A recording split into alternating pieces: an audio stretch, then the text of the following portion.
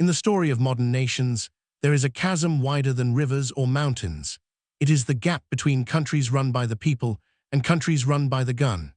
Nowhere is this division more vivid than between Pakistan, shaped for generations by an all-powerful military casting its shadow over every institution, and India, a messy, loud, and sometimes riotous democracy where every leader walks the razor's edge of public approval. Nothing changes the daily lives of citizens more than who truly calls the shots. In a democracy, politicians depend on the will of the people. Every decision is scrutinized. Every policy can fall to protest or an angry vote. When families struggle with groceries, fuel prices, or school fees, leaders know the risk. Ignore the pain, and they'll be thrown out. The consequences are real, swift, and personal. If India's Prime Minister or Chief Ministers fail to deliver relief from taxes, living costs, or public frustration, they face not just critical headlines, but electoral extinction. That pressure is not a flaw. It is democracy's great strength, holding every official answerable for the lived reality of ordinary citizens. Contrast this with the opaque power of an army that governs. In Pakistan, the military's grip on power, sometimes direct, sometimes hidden but always powerful, is insulated from the feedback of the ballot box. Generals and their appointed technocrats have zero electoral fear. They do not stand on stages, making wild promises and risking humiliation in defeat. They do not canvass dusty lanes for votes, fearing a grandmother's anger or a student's question. Instead, they rule with impunity, immune to the pressures of mass hunger, unemployment, or the simple yearning for dignity. The difference cascades through every branch of society. In India, protest is a right and a tradition. Farmers can camp outside parliament and force the reversal of unpopular agricultural laws. Middle-class anger over GST rates leads to urgent recalibrations. When tax slabs become unfair, when subsidy programs miss the mark, or when growth flags in the provinces, the entire machinery of government must bend or risk being swept aside. This feedback loop is not elegant, it is relentless, and it ensures that rulers, no matter how elite, are forever looking over their shoulder at the restless electorate. What has the Pakistani army learned from decades of controlling budgets, running businesses, and making law? If history is any guide, not humility, not adaptation, and certainly not how to build an economy for all. Military logic rewards secrecy, rigid hierarchy, and loyalty, not flexibility, transparency, or the daily grind of civilian compromise. The army grows richer, running banks, farms, construction firms, and airlines, but the nation stagnates. Decisions that would disgust the average citizen, like raising taxes across the board while securing privileged exemptions for officers and retired brass, become routine. Under this unaccountable regime, tax policy is a tool not for public welfare, but for resource extraction. When budget holes yawn, new taxes are imposed on the easiest targets, the urban middle class, the formal sector, and now even agriculture, a move that strikes directly at struggling small farmers who form the backbone of the countryside. There is no national debate, no passionate televised argument with opposition or state leaders, no watching for shifting winds on social media. The public's mood is, at best, an afterthought. At worst, it is an inconvenience to be silenced, managed, or distracted with patriotic rhetoric. Contrast again with India's vibrant federalism, the essential refusal to allow any one power center to reign unchecked. When New Delhi raises a tax, state governments clamor for more autonomy. Regional parties, representing linguistic, cultural, and economic interests, fight for bespoke solutions. Subsidies can be crafted for drought districts or new industrial towns. States can cut fuel taxes and offer local relief in open defiance of the center if voters demand. In the 2025 tax revolution, states and the center both claimed authorship, every party and chief minister eager to act as the guardian of public comfort. The Pakistani army, by contrast, centralizes control in Rawalpindi and Islamabad, drowning local needs in nationalist slogans. When cotton farmers need relief or Karachi's transport crisis deepens, their voices are filtered through a civilian military bureaucracy with no electoral urgency to solve problems. For the army, agriculture is just a new source of revenue. The strain on smallholders, tenant farmers, and daily wage laborers does not risk the fall of a government. It risks only minor unrest, easily smoothed with media management or empty promises. The results, felt at the market, in the kitchen, and on the street, are inescapable. India slashes income tax for millions and cuts GST again and again on the items most used by the common woman and D-man. Pakistan raises and expands every kind of tax, adding complex surcharges on basics, refusing to fix collection corruption, and now hunting for every rupee by extending tax to agriculture, a sector that has always been left untouched by Indian authorities, precisely to protect the poor and the food system itself. This is not ideology, it is incentive. Democratic leaders know they are expendable. Their power is borrowed from voter anger and hope. They must at every moment listen, because tomorrow the people can throw them out. The army, without this essential pulse, listens only to itself. Its failures are hidden, its priorities shielded, its authority checked only by crisis or coup. Business, too, tells the story. Indian federalism fuels a commercial arms race among states. Better deals for factories, lighter regulations, lower property and industrial taxes, infrastructure grants tied to job creation. Politicians compete for the favor of businessmen and the goodwill of workers. In Pakistan, the army's vast economic interests compete with private citizens, stifling competition, denying fair contracts, and crowding out innovation. Firms that boast of links prosper, while those that simply hope to grow and hire are left to struggle, and sometimes to pay protection. When the world looks for growth markets and dynamism, it chooses the place where power is shared, not one where power is seized. Tax competition, regulatory upgrades, and safety nets in India rise from the bottom up, from mayors and chief ministers facing voter wrath to watchdog groups and NGOs pushing for justice. In Pakistan, directives descend from above, hard, unsympathetic, and deaf to nuance. Thus, in one country, hope continues to rise, not because India is perfect, but because its democracy, its federalism, and its willingness to let people choose and unchoose their rulers mean that every voice, every complaint, and every aspiration has a chance to matter. Policy is never settled. It is won, lost, and fought for each day on the floor of Parliament and the street alike. Tax cuts are not largesse. They are the baseline expectation, the reward for participation and patience. Change comes when the people demand it and refuse to be ignored. In the other, frustration builds. Behind every new payroll deduction, every hidden surcharge, is the knowledge that decisions were made not by those who suffer the consequences, but by those who never face removal. The army cannot be fired.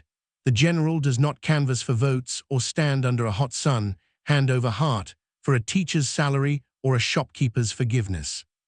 A free and fair democracy, no matter how challengingly diverse, will always find the way to tax less, deliver more, and listen when it matters. This is not just India's secret. It is the unbroken lesson of every people's republic that put the public above the unelected. So when the world asks why India's taxes fall and Pakistan's always rise, even on the food from their own soil and the sweat of their children, the answer is clear. Where power is borrowed from the people are nourished. Where power is seized by force, the people are taxed until their spirit breaks. That is the line, bright and true, between hope and hurt, growth and crisis, in South Asia, and everywhere armies still pretend they know best how to rule. India and Pakistan in 2025 present two sharply diverging stories, written not in old textbooks, but in grocery bills, payroll checks, business ledgers, and the faces of millions seeking a better life for themselves and their children. The turning point is not just policy, but the mathematics of taxation. Who pays, how much, and how fairly? Let's walk step by step through every major area of taxation: income, salary, profit, goods, daily services, property, investment, and essential living. From each Indian number, convert to United States dollars, then immediately lay beside it the Pakistani equivalent.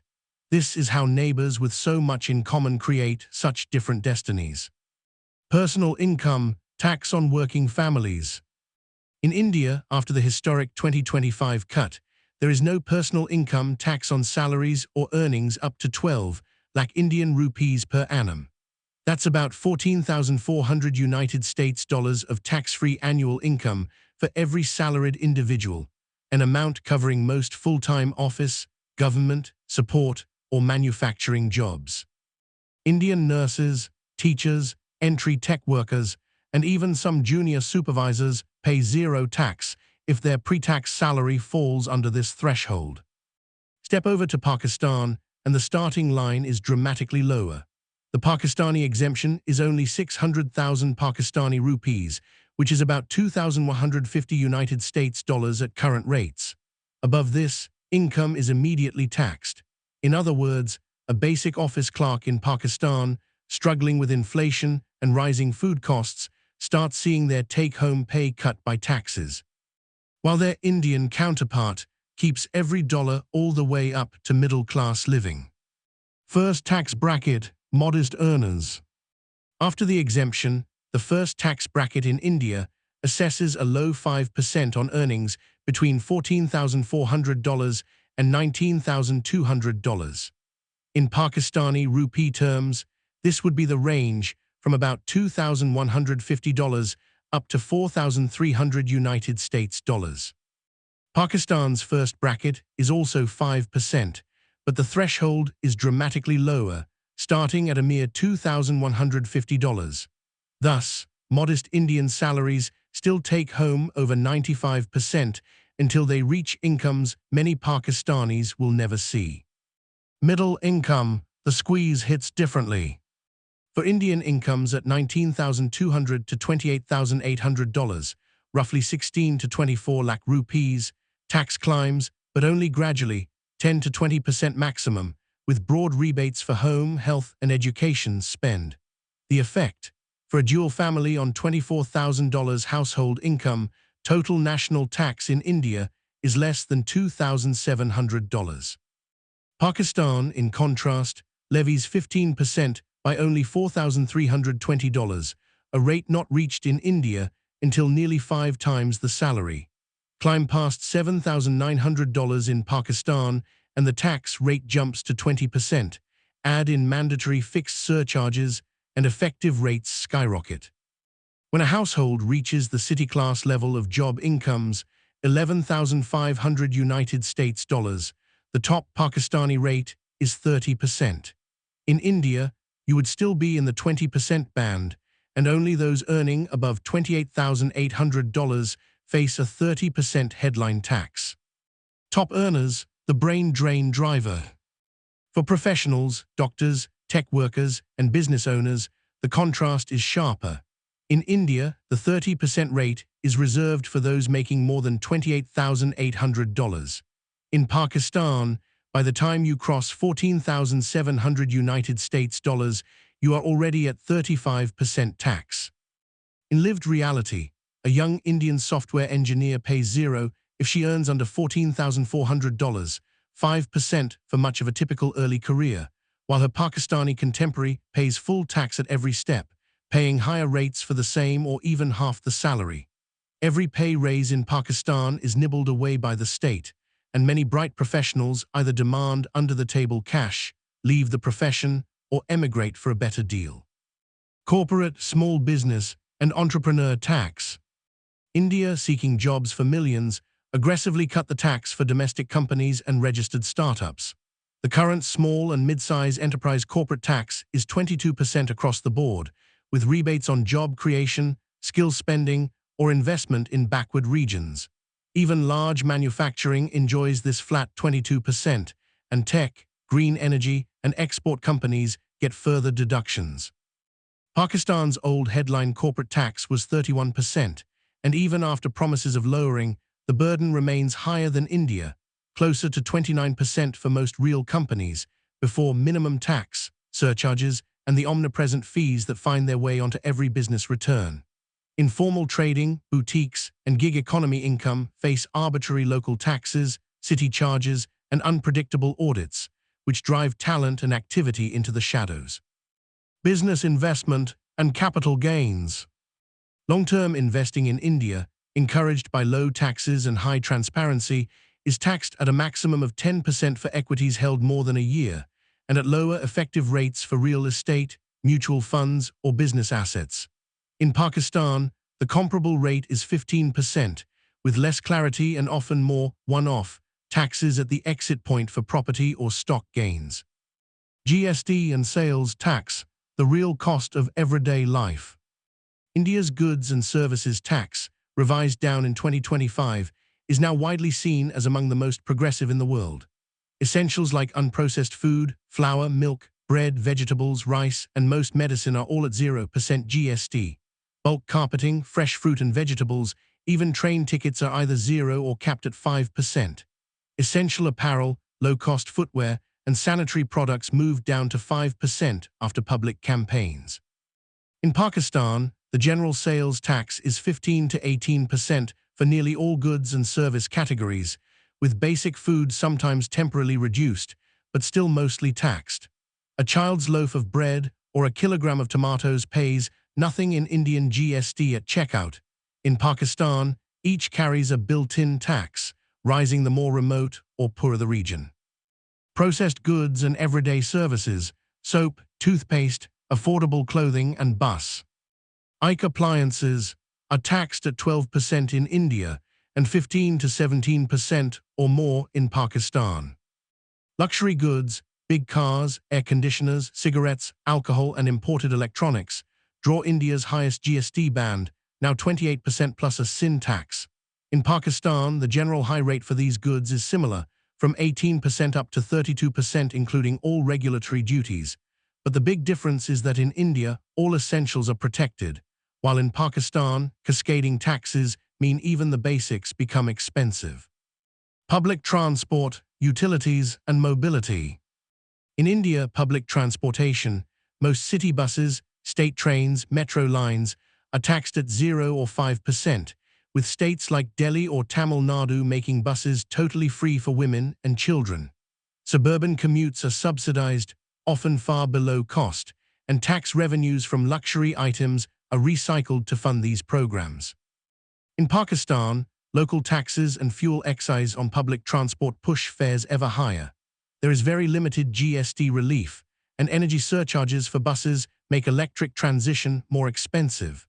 Combined with high GST on fuel and vehicle maintenance, daily mobility is a challenge for low-income citizens and a growing barrier for those seeking work in distant neighborhoods. Home electricity, natural gas, cooking fuel, and even piped water in India are either tax-free at the base threshold or taxed at a maximum of 5%. Pakistan applies GST, fuel levies, and regulatory surcharges of 10 to 15%, making every bill heavier and making relief for the poor less effective. Healthcare, education, family life. Hospital and clinic care, school and college tuition, books, and basic educational materials are all zero-rated in India. Parents pay no GST, and for girls in many provinces, books and uniforms come free. New government initiatives fund free midday meals for every public school kid, underpinned by the same progressive GST logic. Pakistan does not exempt these critical life foundations to the same degree. While some medicines and services have reduced VAT, enforcement is incomplete, private school tuition is often taxed, and education materials generally attract between 5 and 8%, driving up the cost of doing right by one's children. Cell phones, internet, and the digital divide. India's focus on digital empowerment is reflected in taxes. Entry-level mobile phones now face 12% GST, down from 18%, with data plans and internet services for low and middle usage taxed at 5%, and essential e-government and digital learning platforms exempt. Pakistan's mobile phones, SIM cards, and telecom bills are hit with 18% GST plus additional advance tax and development surcharges, one of the leading reasons for high out-of-pocket telecom costs even as infrastructure lags. A teenager's first smart device is simply less affordable, and expanding digital skills is much harder where public Wi-Fi is rare and taxed. Automobiles, two-wheelers, and the dream of social mobility. In India, the GST on small cars and most two-wheelers is 12%. Electrics and hybrids are incentivized with rebates and tax holidays, and there's a direct link between environmental tax and as-purchased sticker price for wealthier families.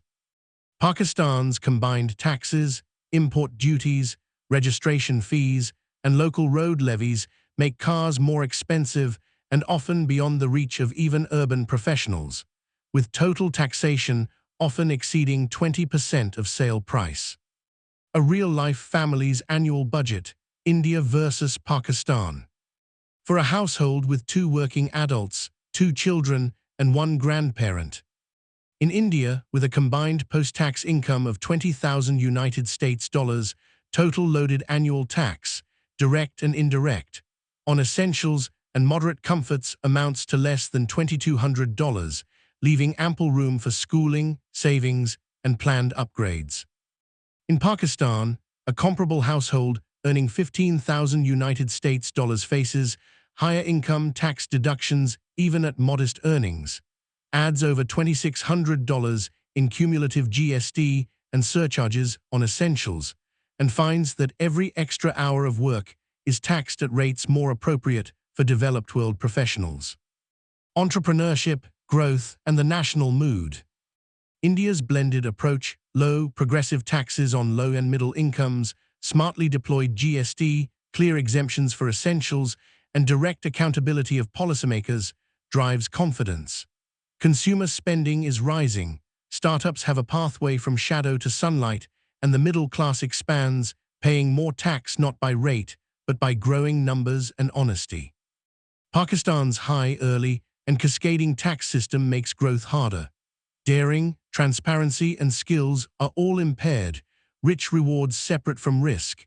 Immigrants escape the home drag on potential, and attempts at industrial upscaling are stunted by the combined load of direct taxation, punitive VAT, and ad hoc business charges.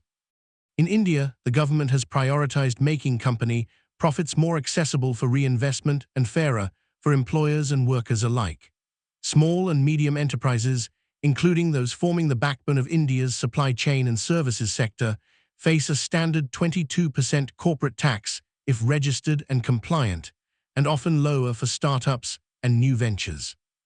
That rate drops to 15% for new manufacturing companies established after the 2019 slab change, the lowest in the region.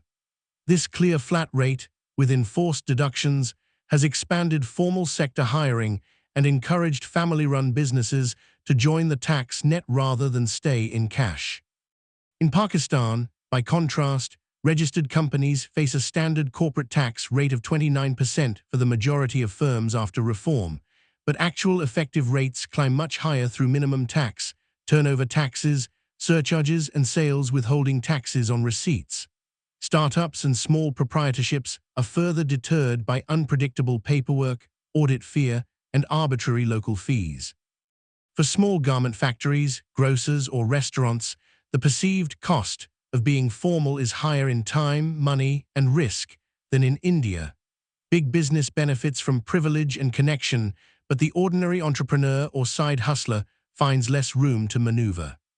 Dividend and investment income. Indian individual investors, already keeping more of their paycheck, enjoy a flat 10% tax on long-term capital gains on listed shares held more than a year, and 0 on certain government bonds and startup exits that follow sunset guidelines. Pakistan taxes capital gains on shares, property, and business sales at 15% and up depending on asset and holding period, with additional wealth statements and asset declarations that often push honest investors into dispute or delay.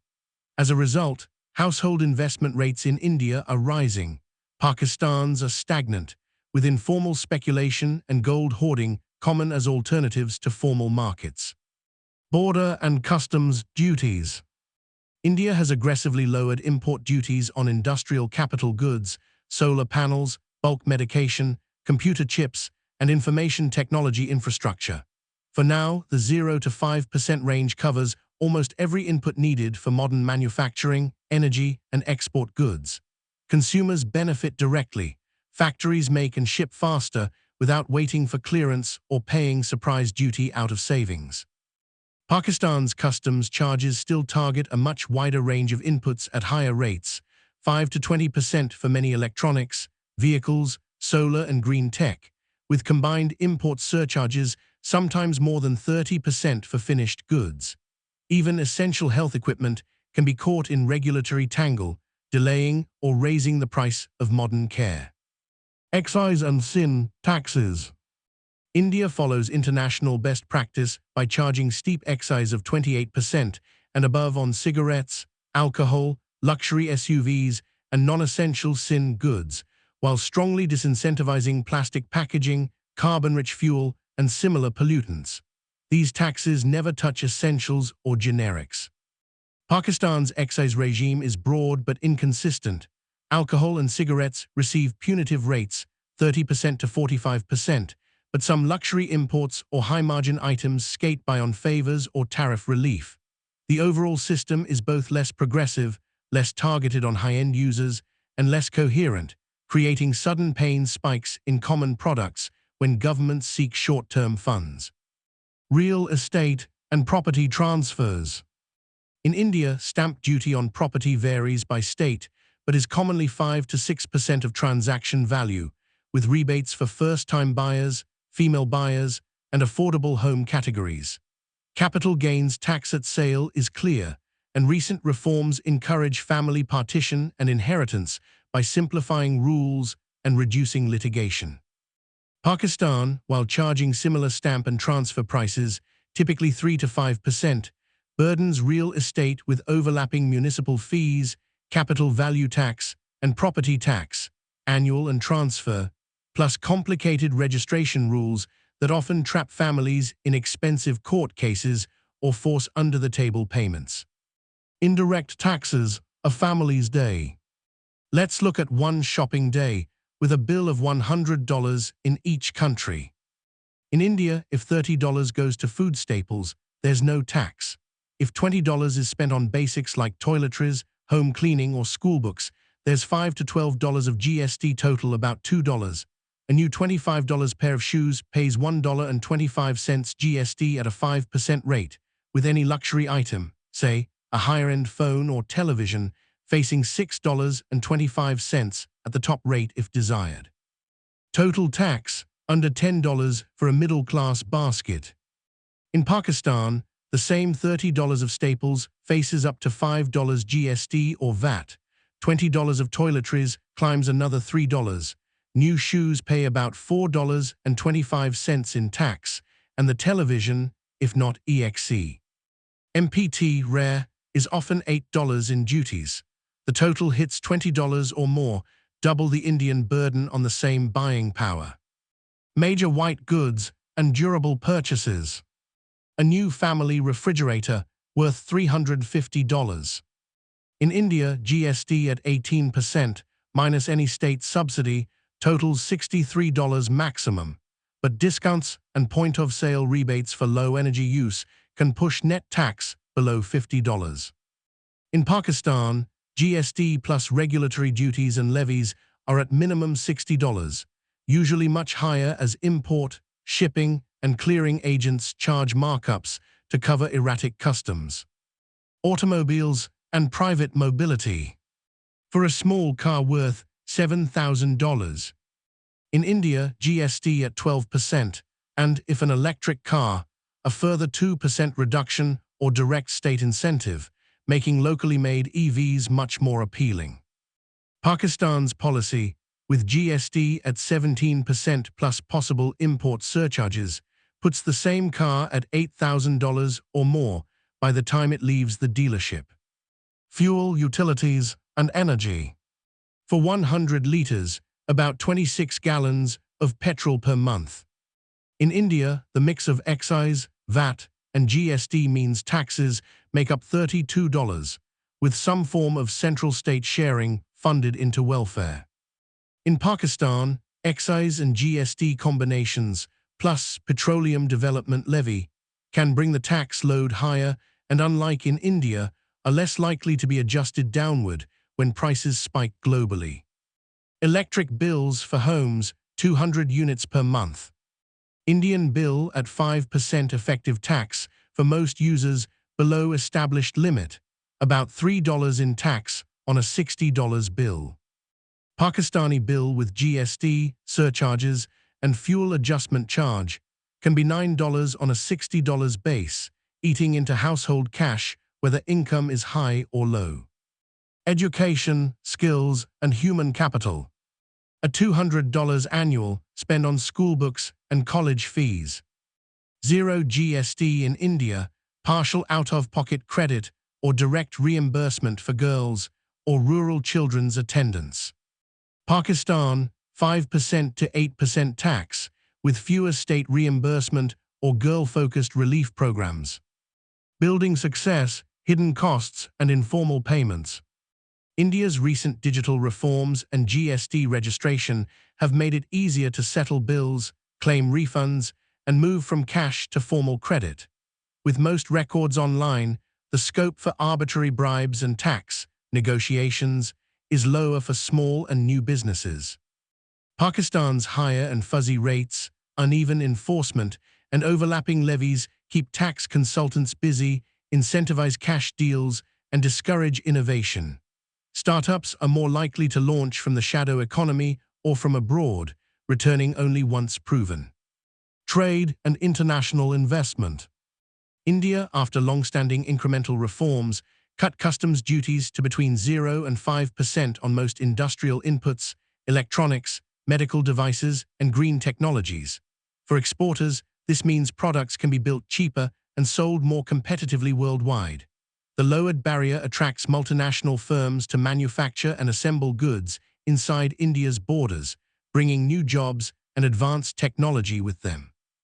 Pakistan's customs duties are higher and broader. For similar inputs, semiconductors, robotics parts, renewable energy equipment, even data center components, the tariff ranges from 5% up to 20%. Added regulatory surcharges and clearance delays further push the effective cost even higher. For local industry and exporters, this means higher per-unit expenses, making it harder for Pakistani brands to compete abroad or lure international tech and manufacturing investment to set up operations in Karachi or Lahore. Consumer goods and everyday inflation. A global rise in commodity or energy prices affects everyone. In India, recent GST reforms guarantee that essential foods, public health, government education, and basic utilities remain either untaxed or taxed at a capped 5%. So bread, rice, affordable housing rent, local bus rides, and generic medicine do not jump in price when international costs rise. In Pakistan, without hard GST caps, and with persistent GST VAT of 15 to 18% on food and basic goods, any rise in international prices is immediately amplified on supermarket shelves. Each rupee's purchasing power shrinks faster for every household. Public transport, piped gas, and school costs all edge higher because the tax base is both broader and less progressive. The effect is seen clearly in urban markets. The same $100 basket of food, cleaning products, and stationery rises more each quarter in Pakistani cities, with families forced to cut essentials or go into debt. In India, GST's focus on wealthier, luxury, and discretionary items means the price hike is limited for most working and lower middle-class homes, providing a powerful brake on inflation-driven poverty. Healthcare access and protection. India's deliberate tax policy means that visits to government hospitals, diagnostic labs, X-ray centers, and even long-term outpatient care incur 0% GST. Most pharmaceuticals and surgical supple. Wise are tax-free, and health insurance products are offered with favorable deductibles for premiums paid. Mid- and low-income Indian families implement preventive health more affordably, and healthcare is both a right and within working reach. Pakistan, though it has attempted essential commodity exemptions, applies VAT and GST to medical devices, many branded medicines, and essential health inputs like hospital equipment. Surcharges frequently hit patients via hospital miscellaneous bills, particularly in the private sector, and rural pharmacies pay full VAT. Chronic disease care can thus impoverish families, while overall national health spending lags far behind India, both in public and private outlays. Jobs, emerging sectors, and the cost of starting up. India's tax reforms are directly aimed at employment. For example, Every registered job added to a formal payroll can earn a business a payroll tax credit. For younger workers and specific groups, such as women re-entering the workforce or those moving from informal to formal sector, a mix of GST incentives and income tax rebates make hiring and retention more affordable and more likely. The cost, after refunds, of putting a new worker on payroll can be 19% lower than just 5 years ago. Pakistan's heavy VAT and company taxes, uncertain compliance rules, and unpredictable local assessments serve as a drag. New hires often push companies into higher effective tax brackets or open the door to surprise compliance investigations. Even with stated incentives, most analysts concede that the cost of hiring, training, and keeping a worker in the formal economy remains significantly higher. The effect is visible. More Pakistanis go abroad for first jobs, and homegrown startups often flip abroad, incorporating their business and paying tax in the Gulf, the United Kingdom, or Singapore. Infrastructure, mobility, and internet access. Building digital and physical networks is a main driver of future growth. India's pro-goods and service tax approach means fiber optic cable, routers, cell towers, server hardware, and basic construction materials all get GST rates between 0 and 5% for state or central infrastructure projects. Subsidies also incentivize big upgrades in power transmission and electrification, with green technology favored for both home and commercial projects. Pakistan's tax code hits such items with higher VAT and duties, slowing the rollout of affordable internet, new grid connections, and large-scale public works. When local governments or public partners plan new roads, power plants, or digital initiatives, millions more are spent simply moving goods past customs and into distribution. The social cost, real, everyday choices. For the average family, these differences are felt not in abstract, but in whether children go back to school after setbacks, whether appliances are affordable when they break, whether the first family car or scooter is a possibility, whether savings are enough for emergencies, whether a new shop can be opened, whether medicine is delayed, or a parent must skip lunch for a few weeks each year to get by. The middle class grows or shrinks not according to aspiration, but according to the hidden hand of tax on every item and every choice. India's system is not perfect, but strives to keep the tax invisible until genuine prosperity arrives. Pakistan's system makes the tax visible at every step, from the paycheck to the grocery, from daily commutes to college tuition, discouraging risk and making dreams costlier to achieve. National growth and global image. Global investors watch real tax burdens as closely as they read bond yields. India's new reforms have been hailed by Fortune 500 firms and local champions alike. New plants in Chennai, Hyderabad, Pune, and Gujarat have opened on the strength of predictable, manageable tax outflows and the confidence that rates will remain competitive. Pakistan, with its higher tax load and less transparent rules, is bypassed by many such projects. The off-the-books economy, while a survival tool for the poor, prevents the banking sector, the government, and the entire regional supply chain from modernizing or scaling up effectively. Democratic accountability versus command rule. What holds these trajectories in place is not fate, but feedback. Indian democracy, noisy and hard-fought, forces each policy choice, each tax or rebate into public view. Angry shopkeepers and farmers can tip elections and spur reform. Policymakers listen or face certain and often humiliating public defeat. Pakistan's power structures, divided between political and military spheres, dilute this feedback. Armies do not need to win elections. They do not campaign on cost of living or the plight of working parents. Even in years of civilian rule, policy space to cut taxes is limited by the need to fund military priorities, and public protest is more often contained than channeled into useful reform. The next generation's opportunity. Children in India see a tax environment that leaves more in family hands for education and growth. They find better digital access, cheaper food, lower healthcare costs, and more options for higher education or job training. When these young people take risks, the state removes as many barriers as possible. Children and teens in Pakistan, no less ambitious, face more fees, higher costs at every step, and a system that, by taxing each leap forward, makes it easier to seek a future elsewhere or in the informal sector. The nation's tax drag is also an ambition drag. The true test, a future defined by choices.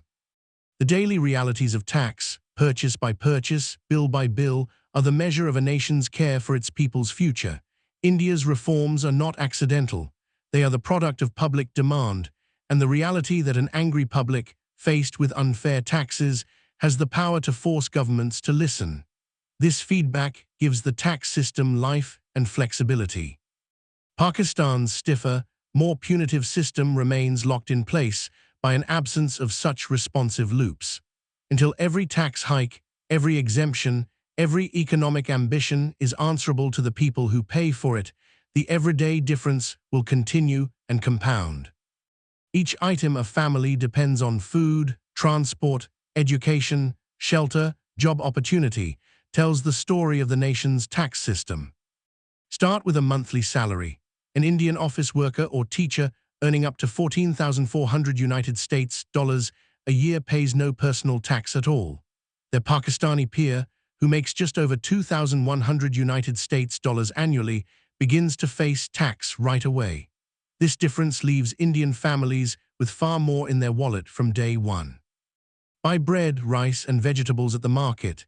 In India, no GST is added, so the price is set by the farmer, distributor, and retailer, not inflated by hidden taxes. In Pakistan, each purchase comes with a 15 to 18% sales tax built into the price, often pushing essentials just out of reach for the most vulnerable. Clean water, home electricity, and basic medicine. In India, 0 or 5% GST is the cap, with many of these items tax-free. In Pakistan, 10, 12, or up to 15% in combined GST and surcharges add to the struggle, especially for those already living close to the poverty line. Education for kids in India is tax-free on books, tuition, and uniforms.